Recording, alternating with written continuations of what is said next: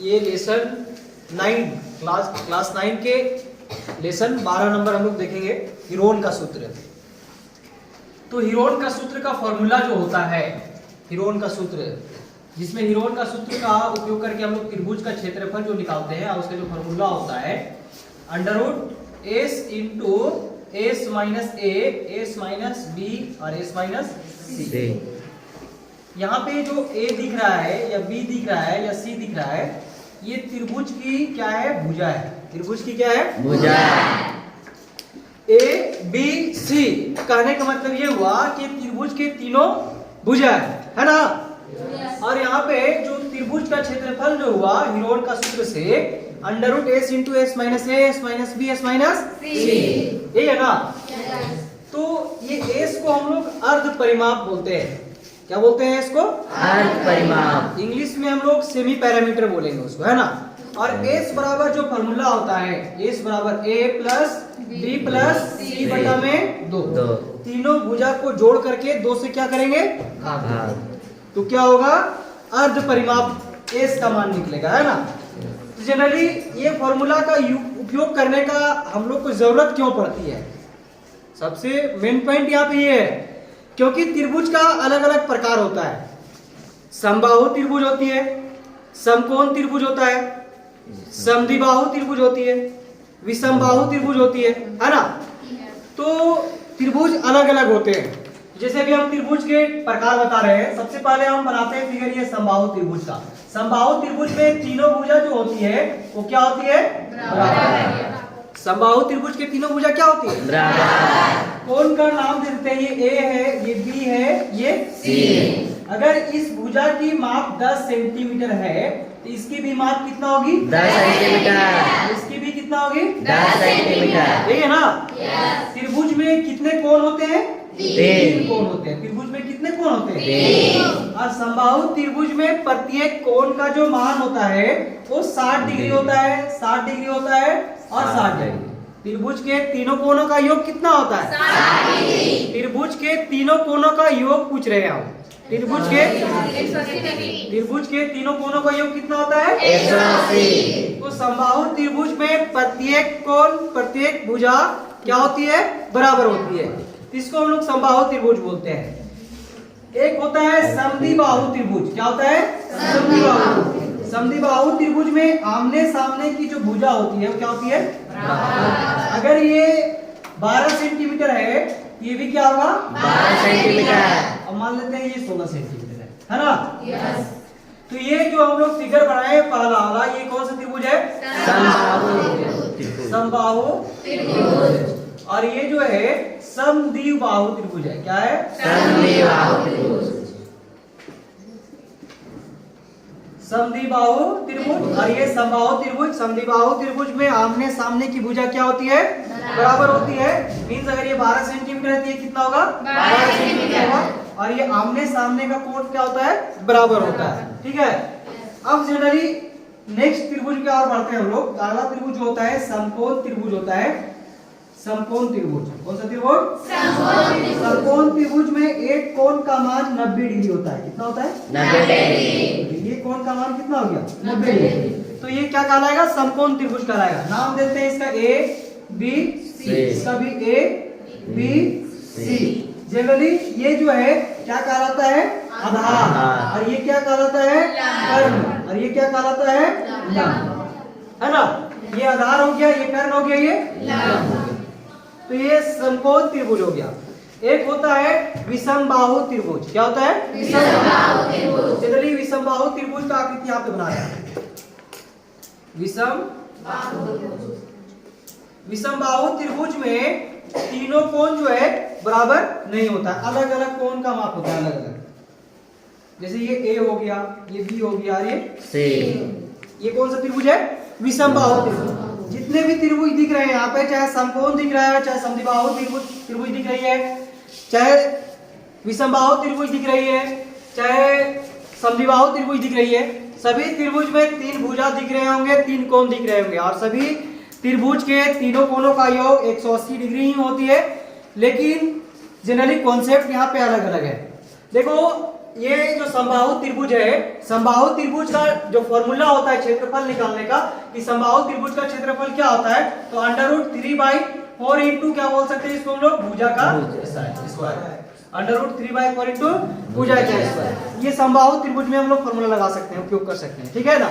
ये जो समद्विबाहु त्रिभुज है, इसको अगर हम लोग यहाँ बीच से डिवाइड कर दें, दो त्रिभुज में बांट दें, तो देखो यहाँ पे इधर समकोण त्रिभुज बन रही है और एक समकोण त्रिभुज इधर बन रही है ना। तो इसमें देखो ये ऊंचाई कहलाएगी और ये क्या कहलाएगा, आधार, और ये क्या कहलाएगा, कर्ण। तो एक सिंपल त्रिभुज का जो फॉर्मूला होता है 1/2 इंटू आधार गुने ऊंचाई। तो यहाँ से हम लोग को आधार का भी मान मिल जाएगा और ऊंचाई का भी मान मिल जाएगा। तो हम लोग इस फॉर्मूला से समद्विबाहु त्रिभुज का क्या निकाल सकते हैं, क्षेत्रफल निकाल सकते हैं, है ना।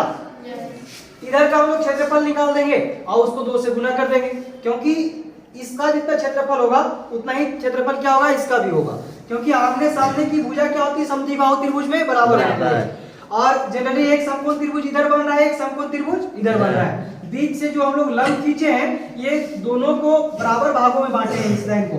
अगर ये 16 सेंटीमीटर है तो इधर कितना होगा, 8 सेंटीमीटर, और इधर कितना होगा, 8 सेंटीमीटर। अगर इसका अगर हम लोग को क्षेत्रफल निकालना है, यहाँ से यहाँ तक चलेंगे, ये ABC और यहाँ पे मान लेते हैं D। अगर त्रिभुज ADC में चलते हैं, समकोण त्रिभुज ADC में, और समकोण त्रिभुज ADC का क्षेत्रफल निकालेंगे तो 1/2 इंटू आधार गुने ऊंचाई, तो 1/2 इंटू आधार का मान कितना हो जाएगा, 8 हो जाएगा। अब हम लोग ऊंचाई का मान पता करना है, तो हम लोग पाइथागोरस प्रमेय से कर्ण का स्क्वायर माइनस आधार का स्क्वायर का अंडर रूट, इसके बराबर लंब बराबर फॉर्मूला होती है।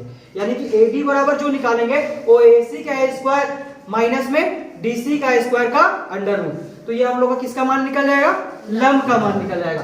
तो इस फॉर्मूला से हम लोग समद्विबाहु त्रिभुज का क्या निकाल सकते हैं, क्षेत्रफल निकाल सकते हैं। इसी प्रकार से समकोण त्रिभुज का क्षेत्रफल हम लोग 1/2 इंटू आधार गुने ऊंचाई के क्षेत्रफल से फॉर्मूला से निकाल सकते हैं, इसका भी क्षेत्रफल हम लोग समकोण त्रिभुज का।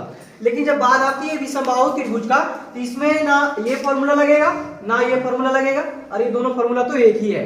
तो इसमें हम लोग जो उपयोग करते हैं वो हीरोन का सूत्र का इस्तेमाल करते हैं। किसका इस्तेमाल करते हैं, हीरोन का। मान लेते हैं कि इसकी भुजा की लंबाई 12 सेंटीमीटर है और इसकी भुजा की लंबाई 8 सेंटीमीटर है और इसकी भुजा की लंबाई 14 सेंटीमीटर है। तो तीनों भुजा की माप क्या है, अलग अलग है।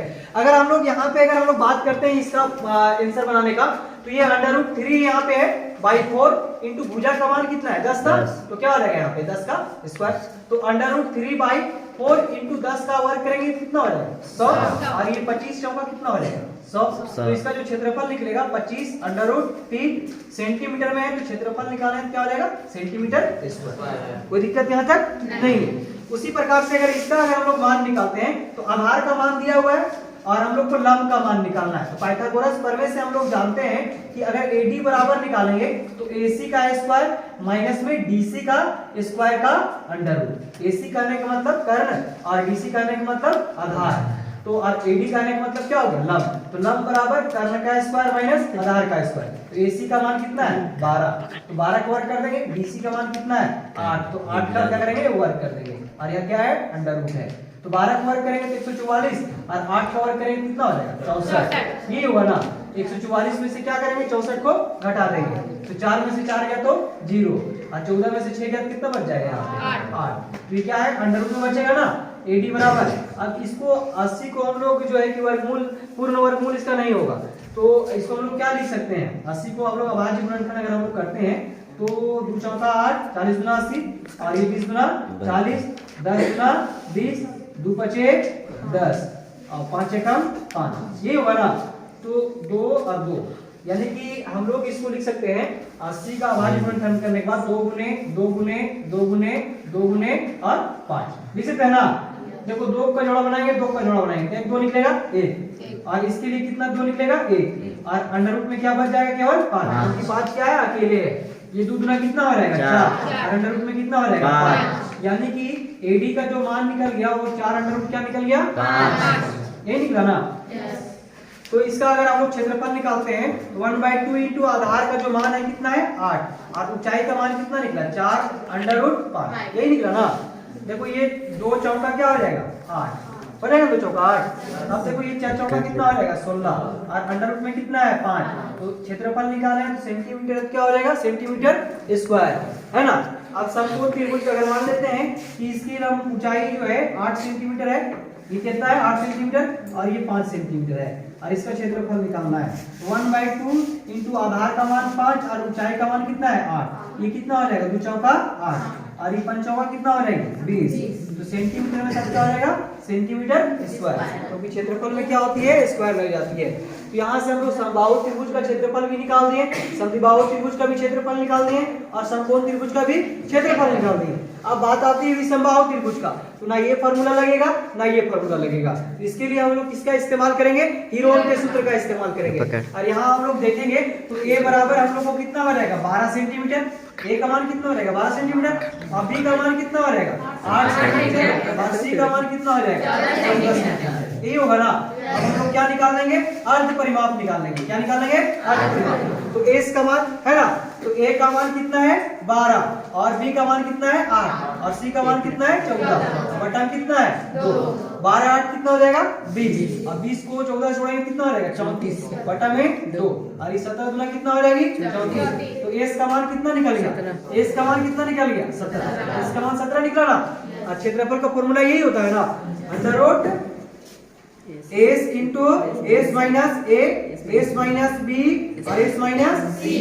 तो देखो एस का जो मान है हम लोग का कितना है 17 है ना, एस का मान कितना है 17, तो 17 माइनस ए का मान कितना है, ए का मान 12, फिर एस का मान 17 और माइनस बी का मान कितना है 8, फिर एस का मान कितना है 17 और सी का मान कितना है 14, बैठा देंगे ना। यहाँ तक कोई दिक्कत किसी को नहीं है ना। देखो यहाँ पे ये 17 और 17 में से 12 हटाएंगे कितना बचेगा 5 और 17 में से 8 हटाएंगे कितना बचेगा 9 और 17 में से 14 हटाएंगे कितना बचेगा 3। कोई दिक्कत यहाँ तक नहीं, इसके बीच में कुछ नहीं, इसका मतलब गुणना है, यहाँ पे भी गुणना है, यहाँ पे भी क्या है गुणना है, कोई दिक्कत यहाँ तक नहीं है ना। ये हम लोग त्रिभुज का क्षेत्रफल निकाल रहे हैं हीरोन का सूत्र से विषमबाहु त्रिभुज का। अब इस पर हम लोग क्या करेंगे गुणा कर देंगे, 17 पचे 85, 17 पचे क्या हो जाएगा। जनरली यहाँ से क्या कीजिए कि आवाज गुणनखंड कर सकते हैं डायरेक्ट हम लोग। देखो ये पे 17 का अगर अभाज्य गुणनखंड करेंगे तो 17 खुद अभाज्य संख्या है, 17 का अभाज्य गुणनखंड नहीं होगा क्योंकि 17 खुद क्या है अपने ही अभाज्य संख्या है। 5 का भी अभाज्य गुणनखंड नहीं होगा क्योंकि 5 अभाज्य संख्या है। 9 का अभाज्य गुणनखंड करेंगे क्या होगा 3 गुने 3 और यहाँ पे 3 तो खुद अभाज्य संख्या है ना। देखो जोड़ा कहाँ पे मिल रहा है, ये 3 का जोड़ा मिला ना, तीनों का जोड़ा मिला क्या नहीं, तो 2 3 का जोड़ा मिला है तो 1 3 क्या हो जाएगा बाहर निकल जाएगा।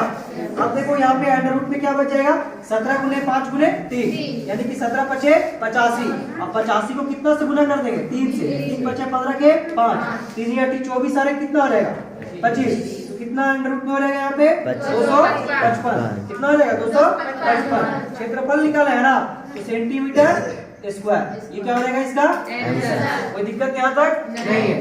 तो यहाँ पे हम लोग समबाहु त्रिभुज का क्षेत्रफल कैसे निकाला जाता है, समद्विबाहु त्रिभुज का क्षेत्रफल कैसे निकाला जाता है, समकोण त्रिभुज का क्षेत्रफल कैसे निकाला जाता है, यहाँ पे समबाहु त्रिभुज का क्षेत्रफल हम लोग कैसे निकालते हैं।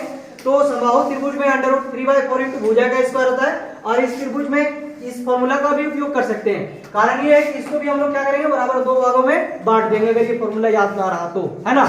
लेकिन यहाँ हम बता दिए, आप लोग लिख लीजिए और इसको रिवीजन कर लीजिए, है ना, कोई दिक्कत नहीं है ना।